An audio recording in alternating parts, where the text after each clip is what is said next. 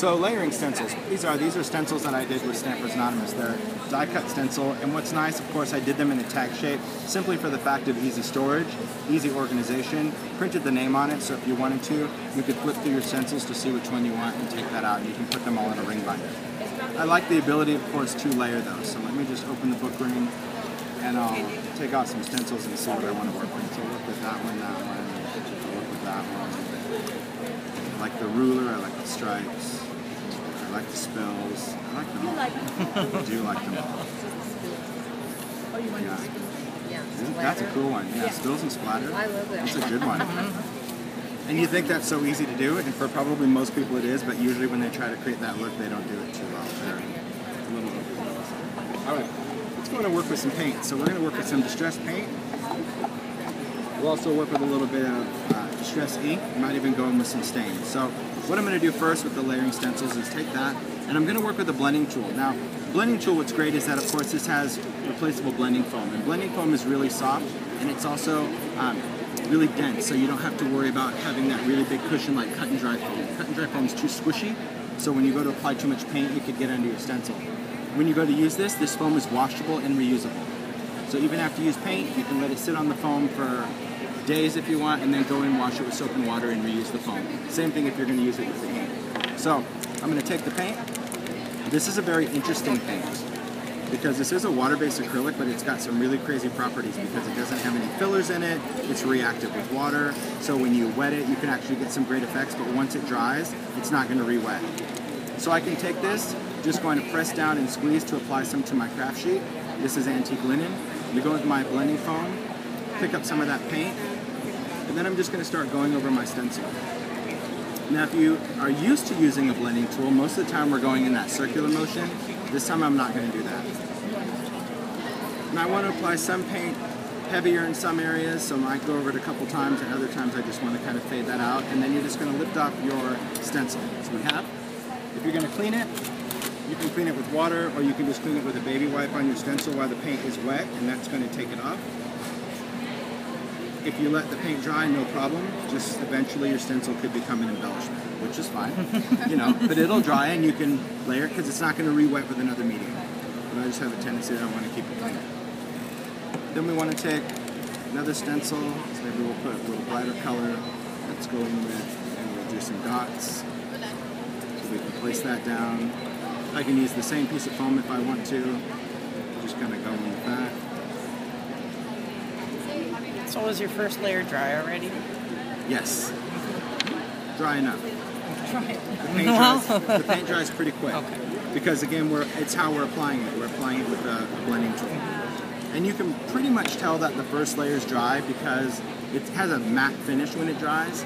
So if you don't see any shine, like here I can see a little bit of shine right there, so I know that that little area is still wet. And if that's the case, you can either dry it or you can just go over it with a towel and you can lift some of that off. All right. So that's going to be kind of the first couple layers. Now, I always go over with the heat tool because I'm a chronic heat tool user. I just want to make sure that it's somewhat dry. And then I'm going to go in with my distress inks. And I'll just work with some colors. I don't really think about color too much. I wish I did, but I don't. And I'll just start going in with my blending tools. So when you go with your blending tool, it's all about working from the outside edge in. So I'm going to start here and just in a circular motion, just start pulling some of that color in there. And you're going to see what's going to happen is that paint is going to start to work as a resist as well. So I can go in with color, any kind of colors that I want. Add some of that color on there. If I want to go with, I like wild honey, it's a great color. And just get your colors just to start blending together. And you'll see that the more intense you start to get, the more that's going to start shining through. But what I like about working with the paint, and this is one of the things that's really important when you're working with this and you start looking at it, is that by working with paint, it's not going to alter the color. So in other words, if I were to stencil this, let's say with an ink, okay, and let's say I did peacock feathers or broken china, blue, and then I went over and I inked it with yellow and blue, it's going to turn that green. But because this paint is not going to re-wet, it's always going to act as that resist for that color, so it's not going to take any additional color. on. And blending tools also give the ability to double dip, so if you wanted to double dip in colors, you could. So if you wanted to pick up some color and maybe you wanted to pick up another color,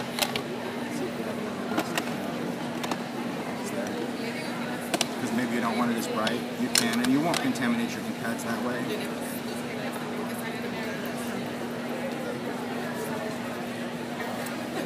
Alright, so once you have some color down, we're going to create more layers, right?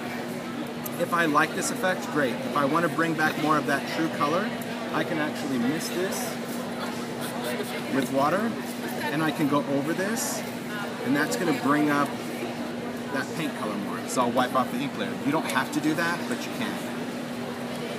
But if you go over that with a wet cloth, you should at least dry it before you put your next layer on. Alright, so for the next layer I'm going to go in and I'm going to mist this. So let's mist through this. I like this stencil. It's a good stencil because it's kind of like a broken honeycomb. It's got a great look. And I'm going to go in with some mini misters. I like sprays, but I'm not as spray savvy as Diane, so I like it on a much smaller scale. So I just take my Distress Re-Inker, put a dropper full in a mini mister with water, and then I have sprays that I can spray on. And we have downloadable labels where you can print these out, use a 1/2-inch punch, and you can label your misters and your blending tools. Or we've got downloadable labels where you can use a 3/4-inch punch to label your stain and your paints. So, And this is the part where we put in the request for your rack, right? Yeah, for this little thing that we found when we were prop shopping for the booth, and I'm like, that's pretty cool. Yeah. And it's nice because the mini mister is really great because it's a mister. You know, it's not going to be a sprayer. So Dye's ink sprays are sprays. This is going to be more of an airbrush. So I'm just going to go in, just make sure this is ready to rock and roll, and then I can just go in and just mist this, which is great. That's it. And this gives me a really cool mist pattern. And if I dry it, it is going to dry on that paint. If I wanted those dots to come back up, that's not a problem. I could just go in with that, and I can rewind it. So that's all I want from the misters, and let's do one more. Let's throw in a clock layer.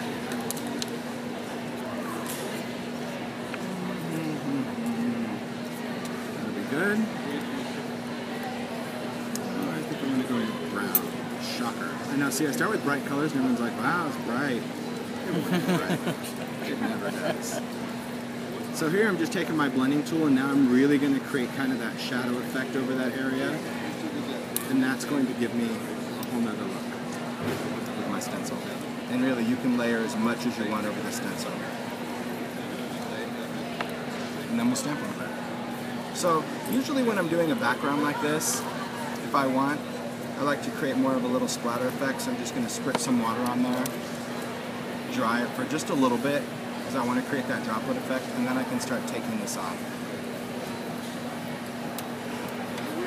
And that's just going to give me just some little drops, so you can see some water spots showing up as it dries. I just like that. And then we'll go in with stamp. Grab the stamping. There's a collage set.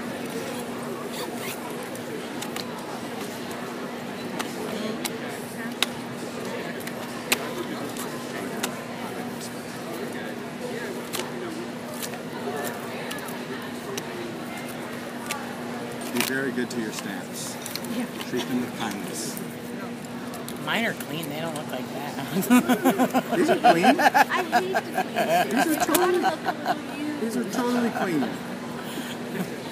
They don't look clean to you? No, They're sorry. Totally clean. They'll work great. Carefully apply that. I know. Just going to tap it on there. Take your image. Stamp that down. And just give good pressure. Wipe that off, because you don't want wet ink, right? If this is permanent, it's going to be fine. And then other stamps, a lot of times I'll just go in and just swipe the ink, and then I can use it without a block. And then I can just get a fade of whatever that image is. I can do the same thing with an image like this. Good background images. Because you can take that and you can just go in and just add some great textural effects on that. And then I'll normally kind of finish the edge with something dark. It doesn't have to be black soot. You can go in and use a lot of different colors. but I also like to just create a shadow.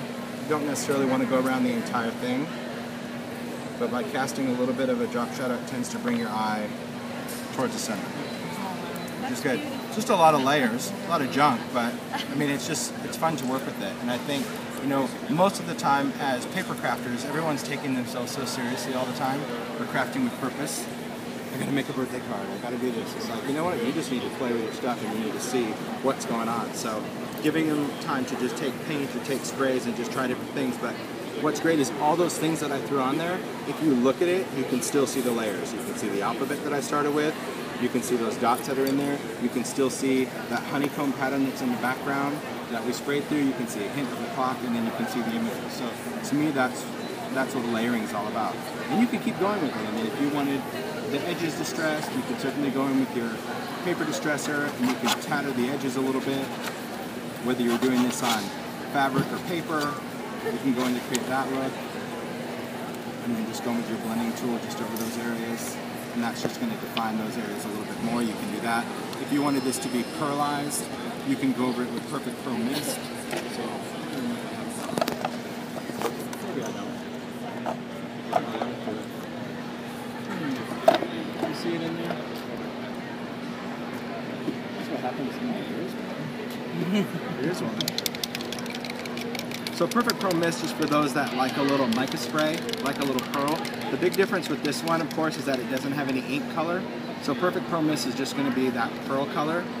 So here I can go in, just going to always prime it up, and I'm just going to give it just a quick mist. Dry it. It's not going to re-wet any of your layers. But when this dries, it's going to be completely permanent because there's a binder in this powder. You're going to dry it, let it curl, push flat. It's like Vegas magic show. But see, now we've got that shimmer on there. And that's permanent on there. That's not going to come off at all. And again, you can just see it in the true color, the depth of those colors. It's cool. So you